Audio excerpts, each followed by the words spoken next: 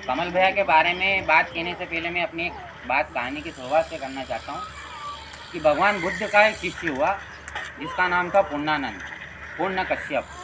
वो पूर्ण हो चुका था, उसने संन्यास ले लिया था, उसको सारा ज्ञान प्राप्त हो गया था।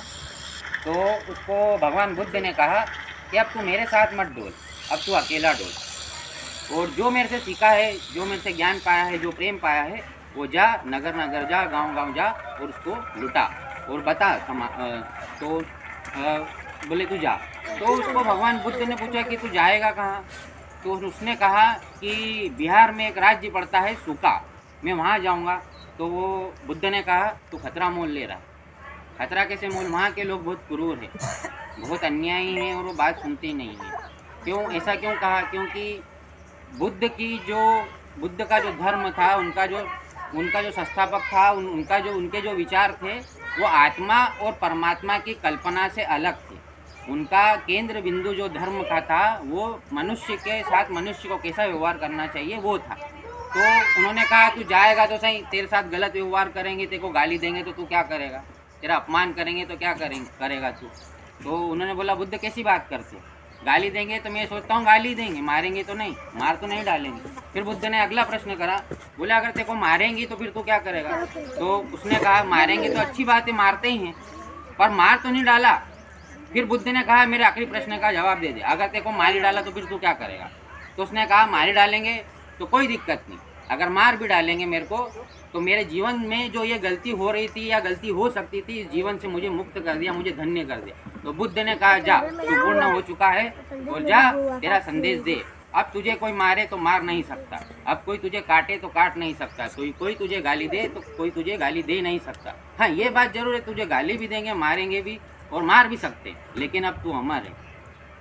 तो ये बहुत कितनी बड़ी बात है कि बेर से बेर शांत नहीं होता, बेर अबेर से शांत होता है, प्रेम से शांत होता है। जिसके दिमाग में ये गाढ़ बन गई कि उसने मेरा अपमान किया, उसने मेरे को गाली दी, उसने मुझे भला बुरा कहा, तो उसका बेर बढ़ता जाएगा, वो शांत नहीं हो पाएगा। तो कमल भैया का भी ऐसे ही था, वो उसके दिल में किसी के प्रति ना बेर था, ना नफरत थी, ना किसी को गाली दी, ना कभी कुछ उसने कहा, उसके दिल में प्रेम था। और ये जो बात है हर किसी में नहीं आती, पढ़ लिख के भी नहीं आती, अच्छे सन्यासी को भी नहीं आती, अच्छे ध्यानी को भी नहीं आती, उसमें जन्मजात थी ये चीज़।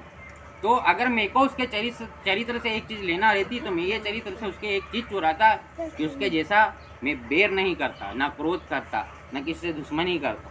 तो उसके पास जो ये चीज़ थी वो बहुत प्यारी चीज़ थी कि किसी से बेर नहीं था उसको। और अगर आप किसी भी चीज़ को खोज रहे हो, परमात्मा को भी खोज रहे हो, तो उसकी एक झलक कहीं नहीं मिल सकती। ना आपको आपकी पूजाएं, ना आपकी प्रार्थनाएं, ना आपके उपास, ना आपके तीर्थ आपको परमात्मा से नहीं मिला सकते। परमात्मा को मिलाने का एक ही जरिया है और एक ही है, वो है प्रेम। केवल प्रेम की झलक आपको परमात्मा से मिला सकती। तो उसके दिल में कोई प्रेम नहीं था। फिर वह हमारे बीच नहीं रहा, लेकिन यह भी सत्य है कि मृत्यु अटल है। जिंदगी और मौत एक सिक्के के दो पहलू है। जो जन्मा है वो मरेगा, जो मरा है वो जन्मेगा, जो पैदा हुआ है वो मरेगा। ये जीवन एक वृक्ष के पत्ते जैसा है। इसलिए कबीरदास ने कहा कि सुन वृक्ष सुन पत्ते मेरी बात, वृक्ष बोला पात से, सुन पत्ते मेरी बात, इस दुनिया की रीत है एक आवत एक जात। तो एक आता है और एक जाता है। तो मृत्यु और जिंदगी अपने हाथ में नहीं है, लेकिन हम जब तक जीवित हैं तो हम उस सत्य को खोज ले। मरते हम नहीं मरते, ना वो मरा है ना कोई मरता है। मरता कौन है? शरीर मरता है, मन मरता है। शरीर ही मरता है और मन ही मरता है ना। शरीर पहला आवरण है, पहला कवर है, और मन दूसरा आवरण है। और इन दोनों के बीच में जो बैठा है वो परमात्मा है। उस परमात्मा को, सत्य को जान ले तो हम परमात्मा से मिलन कर सकते। लेकिन हम ये नहीं सोचते।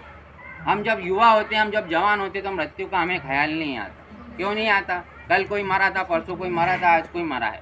हम क्या सोचते हैं? मन हमको बहकाता है। मन क्या कहता है? अरे वो मरे, हम थोड़ी मरेंगे। और फिर जवानी के जलवे होते हैं, जवानी के नशे होते हैं, जवानी की इच्छाएं होती हैं, जवानी की दौड़ होती है। धन पाना है, पैसा पाना है, पद पाना है, हमको वो ख्याल नहीं आता। लेकिन एक समय आता है जब हमको ख्याल आता।